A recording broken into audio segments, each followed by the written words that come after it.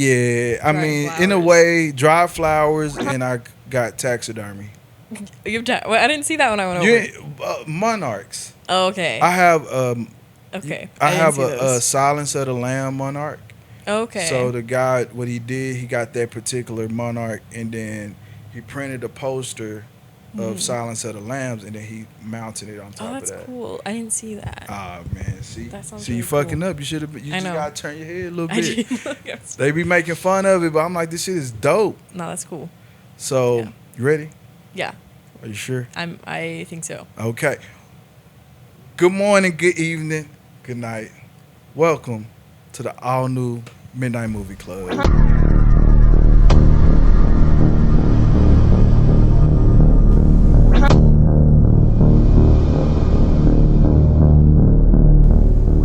Okay, Caitlyn. Yeah. What's up? Caitlyn is joining the club. Caitlyn Cody, Yeah. filmmaker. What all should I be calling you? Filmmaker, director, know. actress, hipster, what else? Barista. Barista, she makes coffee. She says she makes bad coffee.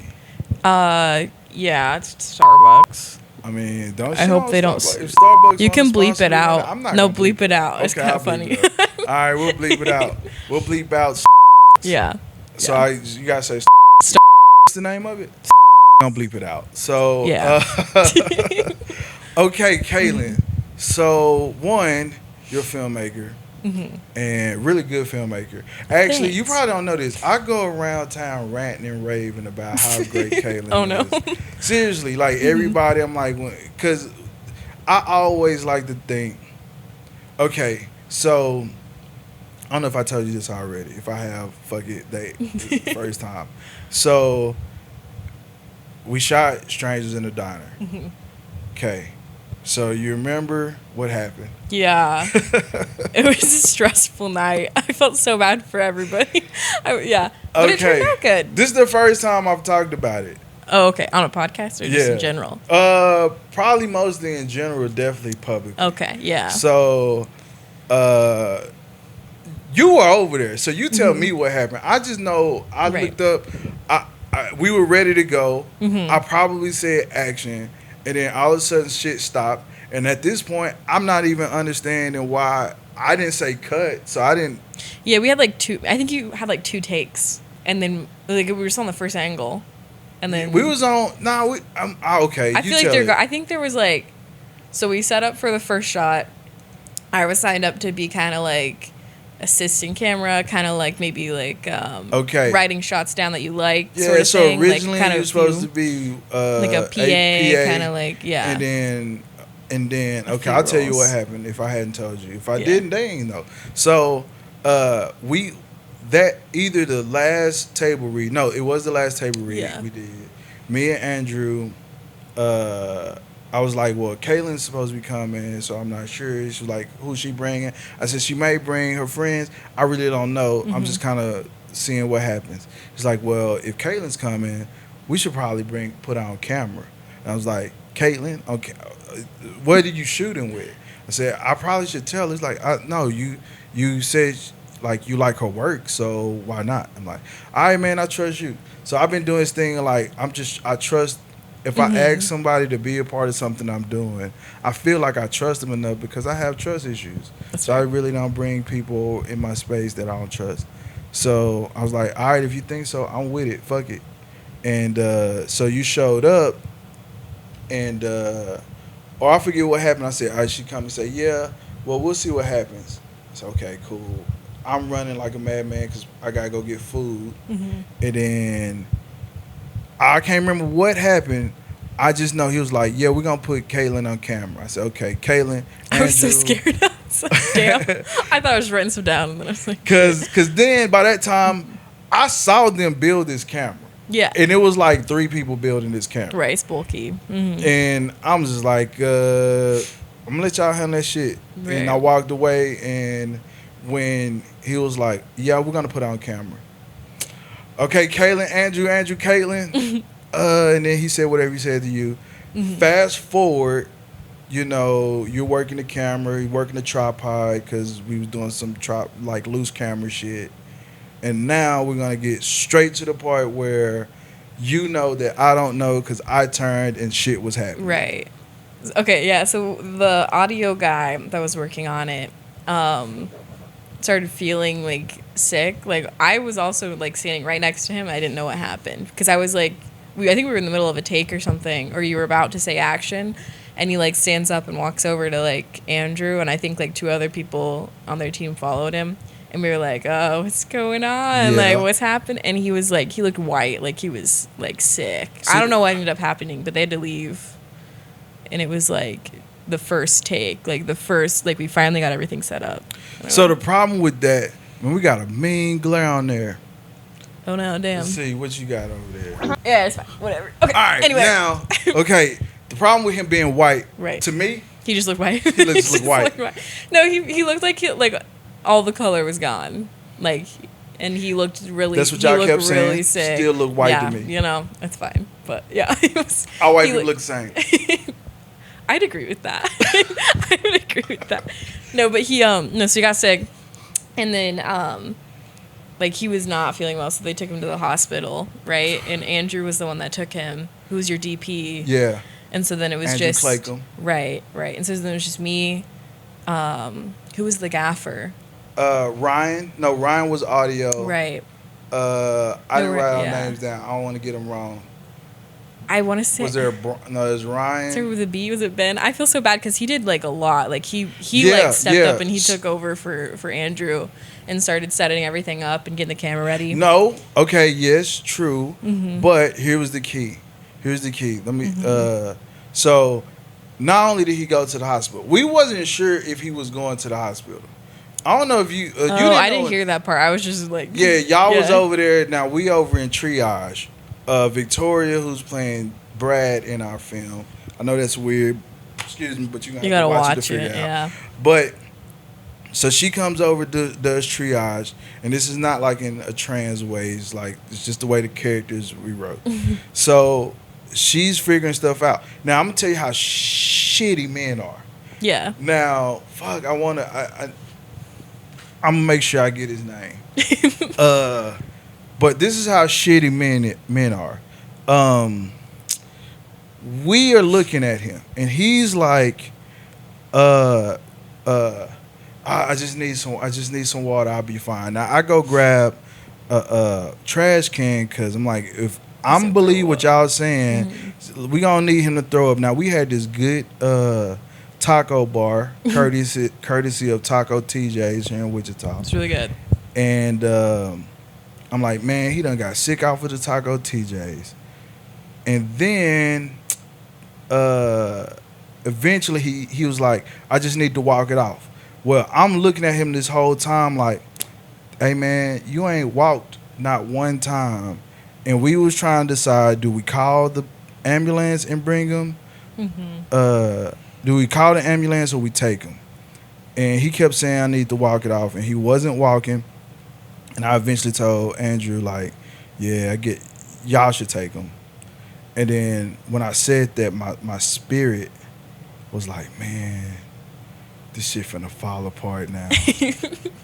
And it didn't, though. It didn't. Yeah. It didn't. It did a little bit, maybe. Like, I wish Andrew would have been there, but it worked out. Okay, keep talking. Okay, yeah. So they took him to the hospital. And Andrew had, like, this concept, which was really cool for, like, starting off with your film, having it all, like, sticks, tripod, and then the further we go along to start doing handheld stuff. And he was going to tell me as we go, like, how much more to, like, make it look handheld versus not. And we only got one shot in before he had to leave. And he was gone, what time do you think we started filming? I think we started at, like, around 9. 9 p.m.? I left at 1:30, 2 a.m., and that's when Andrew got back. Right. So he's gone. And so Max. Max was the one that got sick. Yeah. So, who was the other guy though? The guy that helped. I want to know his name because he was like, he kind of took over and he did a lot. All right, then He you did a gonna lot have to of keep talking. setup. I'm not gonna, cause I don't think we That's ever. fine. Well, And then we also had Constance doing makeup. Yeah, she's great. We'll get into all that other shit some other time later. But Right. the key to this part is so then this happens, and I'm like, it was a moment where I stopped and realized I'm like, Caitlyn been on this camera the whole time, and I'm like, holy shit, like. Caitlyn is practically the Nah, basically you were the cinematographer. I was a camera operator. I don't You was a camera operator, but you kind of was the person because I like normally would tell people what to do. I'm like, I'm directing, but I'm not focused on the camera other than like I just want to make sure that this happens this way. Right. So technically, you probably get like Cinema 2 credit or some shit like that. I don't know. Maybe like camera operator for CC. I don't Okay, know. what? I Okay, don't know. You but- give me what you want, but no, yeah. But you worked, you up until you left and Andrew took over. You worked, you shot 80% of the film. I did the wide shots. I don't know. We'll see the final, and then I'll let you know. Okay. I don't know. Okay. But anywho, the fact that it came a point I was like, you know what? I looked around like everybody in here know what they doing. Like, you know, sometimes you got a crew and it's like crew. people who stand around and you got people who Right. kind of know, but everybody that I saw had confidence in what the fuck they were doing. And I was like, yo, we straight. Yeah, you can always Now- tell when people care about a project. I feel like they were like everybody was like invested. Like, Yeah, and they wanted to be some there. didn't even have to be like even the script supervisor. That was just an old coworker. Someone told me she was in the Okay. film, and I was like, "Well, let's see if Yasmin want Right. to join." She said, "Yeah, I'm over here trying to babysit her," and she was like, "No, I know, I got it." And Yeah, then she was had like- that shit. She was serious about it. Yeah, she yeah. She And did a like, good and job. honestly, again, if one for her. When I go back and edit, I couldn't figure this shit out by my. I mean, I could have, but it would have took longer. It was easier to I could go, okay, this is where this shit is bad. Keep going. So that made the edit easier. That's awesome. So, anywho, I think I brought all this just to say how amazing you are. Oh, whatever. No. I think you make some. Okay, all right. You got the film race. You you got female filmmaker in the film race for your film that you shot. I am a female. That is, yeah. Yeah, can I say female? Are we Yeah. not supposed to say female? I mean, that's what the award was. I don't really think it matters. yeah. Okay, but like, why is there not a male filmmaker award? Yeah, yeah. Why is there like, why Yeah. is it? I don't know. But two, okay, you got female, but they say like on Woke Patrol, they say I'm not supposed to say female, so I try not to say. I think you can female. say female.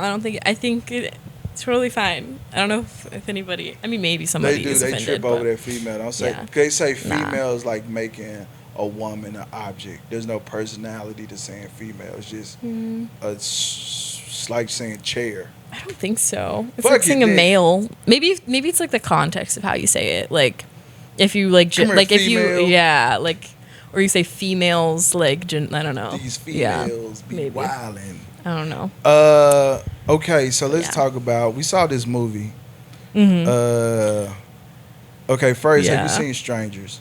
Did you No, watch it yet? I haven't watched it yet. Okay. No, I have it over there. I'm gonna watch it this weekend though. Damn, there was something else that happened that I meant to bring up. But anywho, so we saw X. Yeah, yeah. All right, let's talk about X. We saw it at the Tallgrass Film Center. It was Yeah. which I hadn't been before. That was a really cool place to watch a movie. Yeah, it's real liked laid it. back. I dig it. I wish they could bring more stuff, and I understand it just costs money. Yeah, I saw they're doing Marcel the Snail though. Oh, that's a pretty big cool. one too. So, Yeah, that one's pretty cool. Okay, X. Yeah, X. Have you like collected your thoughts? When did we Yeah. see it? Huh? How long ago did we see it? Shit, Thursday? like maybe 2 weeks ago, week and a half ago. I Week thought it and was like half a week. ago. Okay, a week and a half ago. Yeah, Let's maybe. just say that it was a Yeah. Sunday, so I guess about a week ago.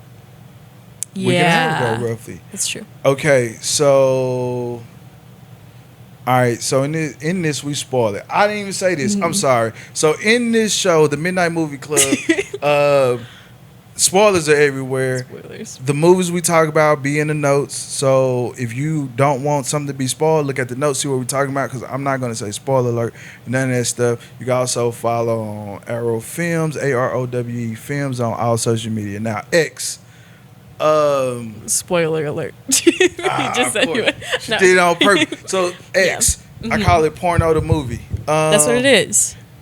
You think I wonder. Okay, obviously we know they're making a porno. Right. They say that. Right. But they really dug into making a porno. Yeah. Yeah. It's That very was, porn heavy. Actually, I'm gonna let you paint the picture of where we was at, who was in there. Okay. All right. So we get to the Lux. We walk in the door. We're a little bit late. Maybe like 3 minutes late. Nah, we on time. I don't know. They shut the doors. The lights were off. They were ready to go. But we sat down and it just started. Now we walk in. We're getting our tickets. It looked like nobody was there. I thought we were the only ones. Yep. And then we go to sit down, and the only other people in this theater is like this old couple in the back. You know, this old man, this old lady, maybe like, 70s. Maybe, like old couple. They sit in the back row. We sit like in the row in front of them, like a little bit off to the side. We're sitting, the movie starts. They're shooting a porno, It's basically, I didn't know what this movie was about before watching it. Me and I was either. like, it's kind of weird. We're watching a porno with an old couple. That's chill, whatever. And then okay. whatever. Compared to like what happens next, we find out that the plot of this movie is like this old lady who is horny and wants to kill people, and her husband helps her. Like, we're sitting watching a horny old couple kill people while there's a horny old couple behind us. Like, I don't know if they were horny behind us. I kind of felt Grandpa was getting into it, though. Yeah, he kept commenting. Yes, he did. Like, it was okay. So they're making a porno in the film. This is like not being facetious. Yeah, this is the plot. They had rented a Airbnb back in the 60s and 70s or whatever, and what would have been the Airbnb today in the 60s and 70s. And it was like, we're gonna rent this old barn and make a porno in it. I forgot even the purpose. What was the name of the porno that they was making? The farmer's daughter. The farmer's daughter. So they went to this old place, and the plan was to make a porno, and that shit was kind of wild. Actually, it was kind of funny in ways. Yeah. They made the funny work, but they made the porn work as well. And then randomly, the old lady, okay, like normal, in most movies, the one girl decides, I'm going to go in the house and be nosy. And so, of course, I was thinking that she was about to get killed right there. Yeah, but it was also Mia Goth, and I was like, she's like the main character. So I don't know. It was like 20, 30 minutes in maybe at that point. You got this movie, Psycho, book. Okay. The main character dies in the beginning. That's a good point. Scream does it as well. They did. I did feel like the movie X, like, definitely heavily was influenced by other films. Yep. And it kind of copied some of the, like, plot structures and storylines of, like, famous horror films. I think, okay, so, yes. And then this girl got touched, and she went screaming. And eventually, at some point, first, how do you rate this? What is your rating? God, I don't know. I mean, we're all over the place. I know. So my rating. I feel like if you take the film as an appreciation for old horror films, and that's all you view it as, I think it's entertaining. And I feel like they tried to film it in the way that the old films were. So it, like, trying to be like kind of cheap. Yeah. Would you say campy? Absolutely campy. Yeah. I felt like it was campy. I think it's fine if you're just looking for like entertainment, but if it's trying to be like its own thing, which I a little bit feel like it was trying to do, it feels a little pretentious maybe. Like, I don't know. I had a good time watching it. I just don't know if it's like could be classified as like a super great, really good movie. I don't know. Okay, out of 10 in the horror, because you can't like measure it against like other films. You got to measure it like within the genre. Because against other films, like shit's alright. Yeah. But as a horror, between that and the last horror movie you saw, you remember the last horror movie you saw? Last horror movie I saw. I don't know. The horror films I watch, like, I would classify Funny Games as a horror film. Okay. Okay. But like that's like a kind of a classic maybe. Yeah, but Like okay, a if you foreign measure, classic. I don't know. God, she got Ghost in the Damn, building. those fall off every day. Okay. Great. Speaking of, okay, so I'm gonna go on X. I'm gonna give about in the horror genre. I give it about an 8, Okay. 7.6 to 8. I was gonna say like 6.87. 6.87. I'm gonna go a little lower than that. Yeah. Okay. I liked it, but I feel like it was missing a lot. What do you, okay, what okay, what was missing for me at least? If I would say anything, I ain't understand the old people enough. Yeah. And I don't know if it was the theater we were in or not, but it was dark as fuck. I kind of didn't. The movie was I really think dark. a lot of movies get a little too Yeah. dark in terms of the picture. But I didn't understand the couple enough to even understand why she was so horny. Yeah, there was no character development for anybody. There was no like backstory on anything. Yeah. Like the only backstory we got from like the old couple was that she had done that before. Like she had like had killed people before to like have sex with, but that's the only backstory we get. I guess a little bit of her being like, "Oh, you don't find me pretty anymore. I want to be young and pretty," but it's not necessarily like her as a character. I don't really know anything about. Or anybody for that matter. I think the only person. Damn, that's crazy. The only person you could really give a fuck about is old dude and his girlfriend. The dude who was shooting it, and then his girlfriend. Right. And they have the most like conflict, I think, in that. Yeah. Like with each other. Right. Yeah. And I guess, they probably was killed because it would have been like a trope that, of course, they would survive. I did like her murder, like the last girl's murder, how she was like screaming and like ran and tried to get out and got shot. That was like a jump scare for sure. That was pretty bold. Good. I like those little surprise hits like that. Right. Like, that was the one shit. that really got. I think the rest of them, like I kind of saw them coming, but that one was, I don't know. I don't know if I saw what happened to Buddy, the cinematographer. I don't know if I saw that coming. That was the first murder. Yeah, that was a weird. And then afterwards, she starts dancing. Hopefully, these people have watched it. Who's ever listening? Anyway, because it makes no sense otherwise. But the part where like he gets murdered in front of the car, and then she starts dancing and like she caught a bop, grinding. I don't even know. This movie is so weird because she grinds on him. She was getting in her bag, getting into it. Maybe, but that's probably. And then I'm gonna say this: then the old people have sex. That's probably the most awkward part of the whole thing. Because then she's under the bed. The main character's under the bed, and she's trying to avoid them. And the whole time, the old dude's like, "Yeah, I'm not gonna have sex with you because I'm too old." My heart can't. And that's why she kills people to have sex with them. And then I'm confused because then he has sex with her. And then it's like, yeah, y'all should get this up. Right. But what was okay? You know what though? I think it was heavy-handed and it fucked up a little bit because. Okay, at the very beginning, we come in and you got the pastor on the TV, hooting and hollering, and then we find out that the survivor is his daughter. Right. So there's like this mild like theme of like religion tied throughout, and like modesty and like I don't know, abstinence and stuff, and like The more I talk about it, maybe it wasn't that good of a movie.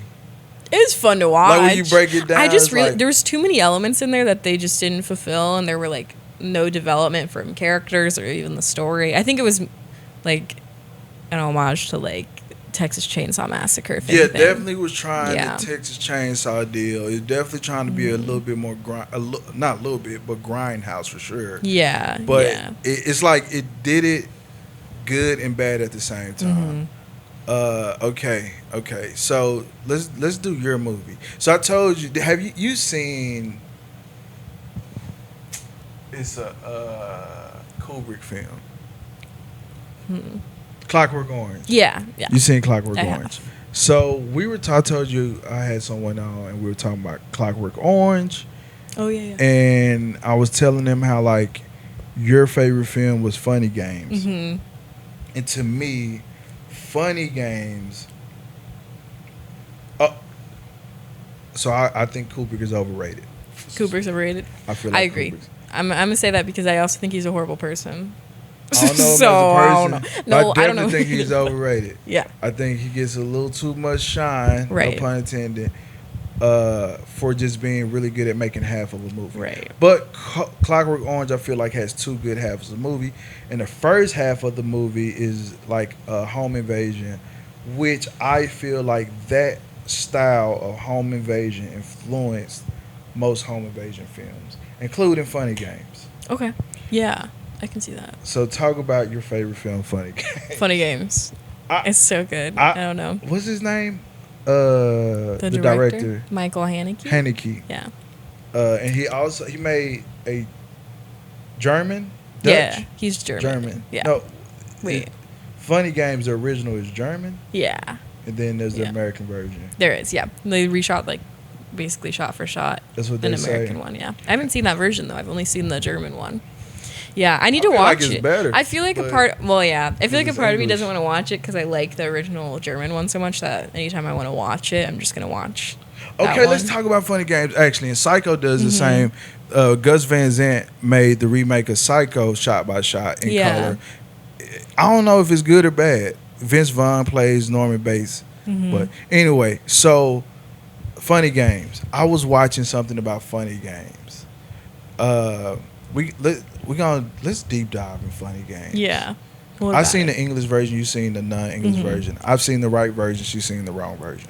I saw the original. I feel like if anything, it's Well, better. that was the demo. Okay. Yeah. So, It's practice. what are your thoughts on Funny Games? Okay, actually describe Funny Games and like what it's Right. about. Like the plot. Yeah, you can spoil it. It's spoil weird the because Midnight it's Movie Club. right. Yeah, that's true. Like a part of me feels like it's not plotless. Like it's a movie that's driven by its theme more than its like story. I'm gonna sound really pretentious for the next 5 minutes. Let's go. Okay. So basically, like I guess if you're thinking about the story, it's like this family who's vacationing in their summer home, and they arrive, and these two like golfer-looking boys show up. They're from like the neighbor's house, and they're asking for eggs, and that's where like everything stems off from. These two men are like, home invaders basically, and they're just antagonizing this like family, this couple and their son. And it just like slowly escalates into violence, but the film itself is like you never see the violence, you see the aftermath of it, because the director wanted to make like a statement about like how violence affects the viewer, like how we want to see violence in films and how like kind of fucked up that is that we want to see violence and how that affects us. It's weird. It's a really good movie. I love it. And then the cycle just keeps going. What you said, okay, so what you said is kind of what I was getting at too. Mm-hmm. Is like the whole thing with the remote control and addressing the. See, I've seen the English version, so I don't know. Yeah. If it's shot by shot, then It should be. the same. I've heard it shot by shot. I haven't seen it, but so like, because they address they break the fourth wall. they do. Yeah. And I was reading that it is that maybe nothing ever happened, and that it's mostly kind of like teasing the viewer, teasing the watcher, Yeah. because they want to see this thing happen that's not actually happening. The one time we see violence, he picks up the remote and rewinds the movie himself. Yeah. And then it doesn't happen anymore. They change like the story after that. Yeah. Yeah, every time that there's violence, like the kid gets murdered, he gets blown up, and you see the blood splattered everywhere afterwards. Yeah. It's always like the silent moment after the thing that had happened, and it's just as impactful, if not more, than if we were to watch the violence anyway. And that's why I do think it's different than A Clockwork Orange in that sense, because A Clockwork Orange will show you all the violence. Like that's what that movie's about. Like, I don't know. What do you want? What do I want? Yeah, like if you watching Yeah. something, do you want to see the violence? Is there a level of violence you want to see, or not at all? You want to be don't know. teased? That's why I like Funny Games, because it's a statement on how like people, like even if you say you don't want to see violence, like everybody's intrigued by it in a way. I guess to specifically talk about like A Clockwork Orange, I don't like there's a specific type of violence I don't think should be in film or media, and I think rape shouldn't be shown in film or media, and that's like really prevalent in A Clockwork Orange. So I think I'm like neutral, because sometimes it's fun to watch movies like, you know, Quentin Tarantino films where everybody's like, there's a lot of blood and violence, but I don't know. I think there's like a balance of not showing too much and not being too like triggering or like, I don't know. Okay, I want you to explain why rape shouldn't begin. Right. I think you can have rape in film. I think that it's like an important story and like concept to explore in terms of like how it's really present in a lot of people's lives and it affects them. But I feel like showing rape in film is sort of like a getcha, like trying to be shocking when it can be really triggering for people. Right. I don't think it's something you need to show. I think you can reference or the show Unforgettable or Unforgivable. What's it called? It's a Netflix show. Unbelievable. It's called Unbelievable. It's a show about rape, but they never show rape. Like, okay. But it's still about it, and it's like really impactful in that way. I feel like showing it in film is just never necessary. That's a weird one. I don't know. I mean, because it affects so many people, and it can be really triggering to see that, especially because a lot of movies don't come with content warnings when you watch them. Okay, so should they come with content warnings? See that, but is the rating not enough? No, because if you have been like impacted by certain events, I feel we're also like, I mean, this isn't like a traumatic event, but like if you have like epilepsy, I think there should be epilepsy warnings on movies, you know? Yeah. I feel like it's not a spoiler to say that rape is involved in a film or that drug use is involved in a film. I think it just prevents people being, like people with PTSD and like, I don't know. I get it. Mm-hmm. I'm not sure. I'm still chewing on that idea. I understand. Yeah. I think though, so there's a movie, I Spit on Your Grave. Have you seen that? I haven't. It's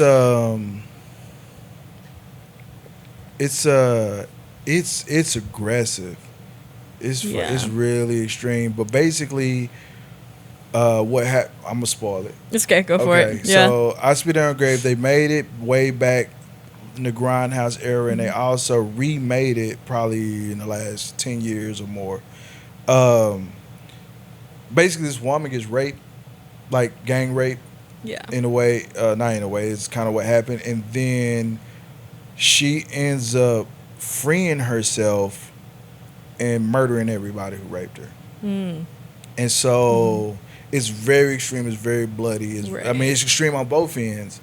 And, you know, the pretentious part of this is it's examination on strength in women. Right. How women overcome and how, you know, the trauma that they go through can be fuel for their, you know, not emotion, but how they kind of push things out. How they, and also juxtapose that against, like, you know, how it can create a negative feeling for women. Yeah. A negative energy, what they end up putting out. These traumatic events can make women have blah, blah, blah. I can't think of words right now. No, it's the end of the day. You. So, I don't know if, I don't know. I don't. That's a tough one because there's really so many things like 9/11. You don't go see a 9/11 film if that's a problem for you. Yeah. I don't know but how you say that. But a lot of films with rape don't tell you that it's gonna have that in it. Like A Clockwork Orange has it for not really a good reason. It's just randomly at the beginning, or like, or you have like examples of films with rape that are like horrible, like how they were filmed. You know, like stuff like that's really sketch, which doesn't have to do with like content. It's more like the people making it. But yeah, and a lot of I think, and I may even be guilty of this because I've said before. Damn, I don't know if I want to say this on the thing. Wait, go for it. I'm gonna say it, but like, I can edit it. So I want to kill a kid in a movie. Okay. Have I told you this? I think you have mentioned. Like, I want to kill a kid in a movie. Yeah. At the beginning, because people don't expect you to. They don't expect you to do Yeah. it, and then right after they singing "Happy Birthday" to another kid, so it just fucks up your whole shit. But I don't even know why I brought that up. I don't know. It's just. I feel like okay. So I guess back to like violence in films. I feel like any of that's fine as long as like the viewer knows what they're getting into before they go into it.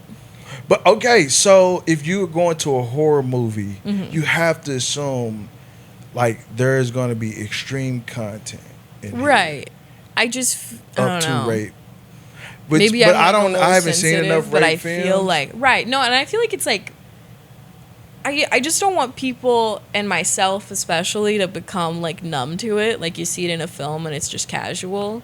Like I Yeah. think that's kind of sometimes how it's used. Yeah. And I know that it affects people a lot, and I think in the very least content warnings are important, but I don't know. Yeah, I think I'm on board with that, but it's hard to like it's hard to say that and know like, okay, then what content Right. are we needing to put warnings on versus are we safe to not Right. put warnings on? I mean, there was like a huge. Are you like familiar with like 13 Reasons Why, like that Yeah. TV show? There was like a huge issue with a rape scene at the end of that. That there was like, it was very like they filmed it fully through to where it was like a lot to take in, and there was also like a self-harm scene that was a lot, Yeah. and stuff like that. I feel like especially if it's targeted towards teenagers, Yeah. like younger people, I think it's really important. which is I don't know. difficult. It's difficult because I think that show, and I didn't really watch. I watched a few Yeah. episodes. I have a daughter, so it was like Mhm. they mom wanted to know if it was okay for them to Oh, watch, okay.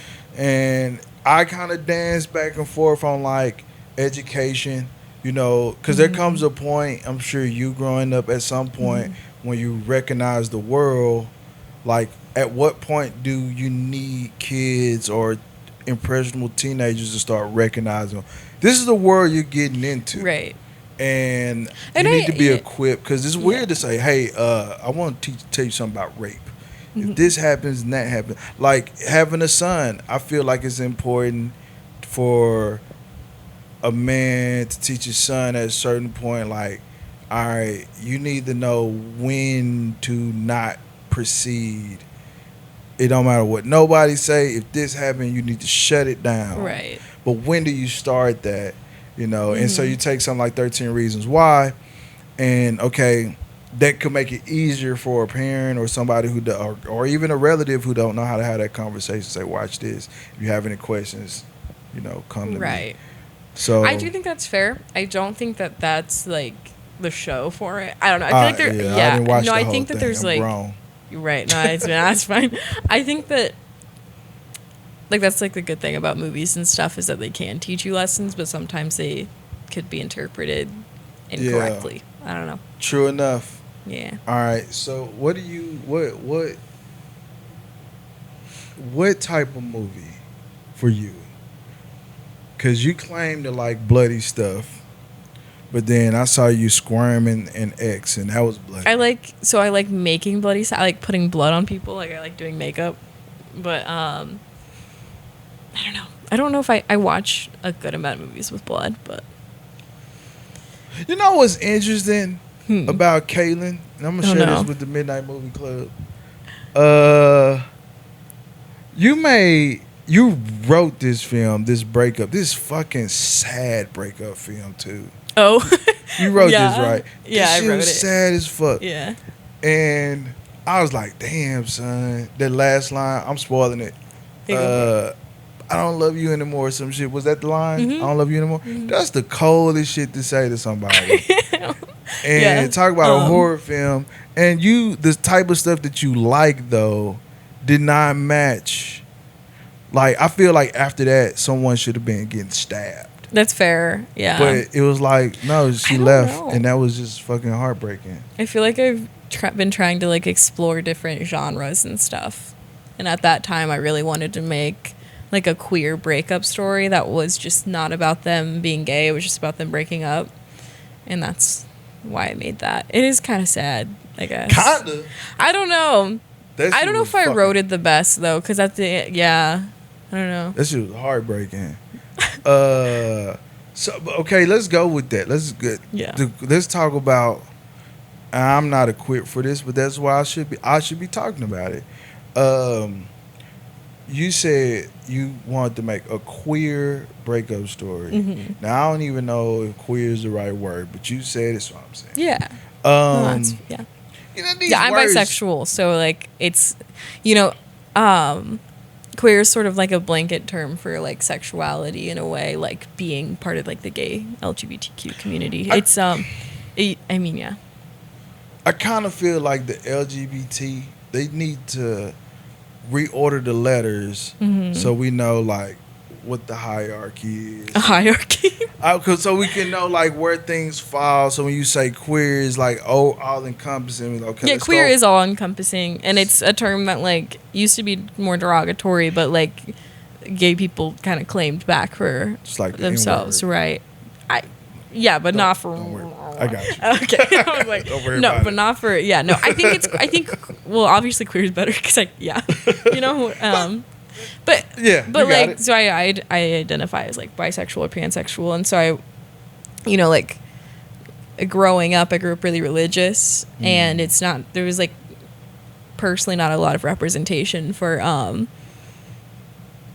like specifically like bisexual relationships, and having like recently been able to explore that and watching films that are like queer centered, like about gay characters or lesbian couples and stuff, most of them are sad, like, and I made one that was sad, but like if you watch like Call Me by Your Name or like Portrait of a Lady on Fire, they're about people who are gay and they're sad because they can't be together because they're gay, like,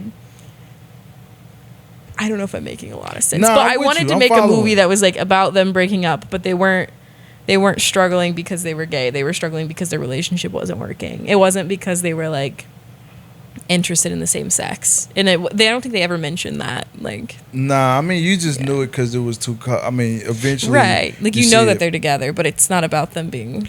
That's what I don't know. think has to happen, or okay. So this is my position. I'm very much ally of LGBTQ people, even though I'm like very not politically correct.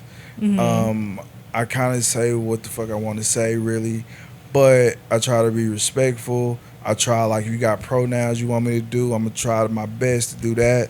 If you're trans, you're a woman. If you are male presenting but you want to be a woman, or that's what you identify as, I'm gonna call you a woman.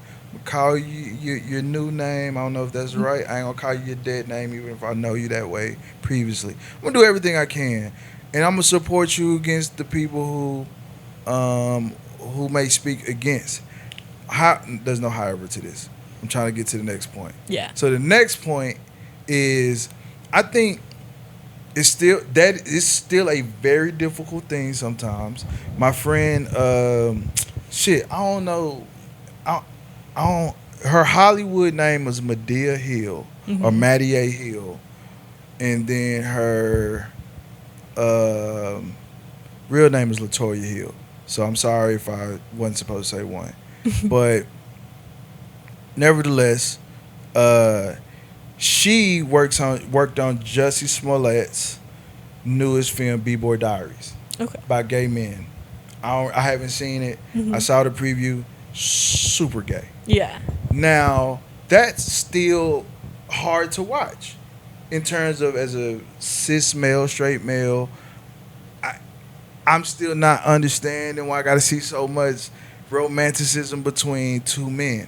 Now, why is that hard to watch? Is it because I'm it's straight, human? and it's like, for me, because all we've ever seen Right. was like straight characters for the most part, Right. or lesbians. So then when you throw this in, it's like, I go, okay, do it. I mean, we want to normalize it. Do your thing. I'm gonna see. I'm trying to make it through it. I'm trying to keep with the story. Right. Now, for me though, I feel like what should or needs to happen, or at least in my recommendation, gay can't be the character. They just have to happen to be gay. If they happen to be gay Right. and just living a life, okay, they gay. If they That's smooth, when I cool, we get up out of there. right. And it's like, if you, I think the harder some things go at, like, I hate to say pushing, because we have movies, we just talked about X as a porno, basically, like, that is hypersexualized. So we know we have straight films that do that. I can't be upset if I'm going into a gay film that does that. It's just it's taking some used to. Right. When Well, I think my whole I think that's life why has it's been important. straight. I think that's why it's. I think that films like that have a lot of sexuality, a lot of like LGBTQ representation are like necessary, so it becomes more normalized. Like we see a gay couple and we're not like the first thought we have about them is that they're gay. Because when you look at a straight couple in a film, you're not. That's not what you're thinking. If we being honest, if I can be a little honest about this, we really just talking about straight men. Or I mean, not gay straight men, men. gay men. Yeah. We really Because just you're a talking about man. gay men. Is it because you're a man? I, Are you yeah. a little insecure in your masculinity? Not at all. Like, But then why can't you watch gay men on screen? No, what I'm saying is, like, we're not, like, when you say gay or LGBT couples, if it was two women, no one is really bad.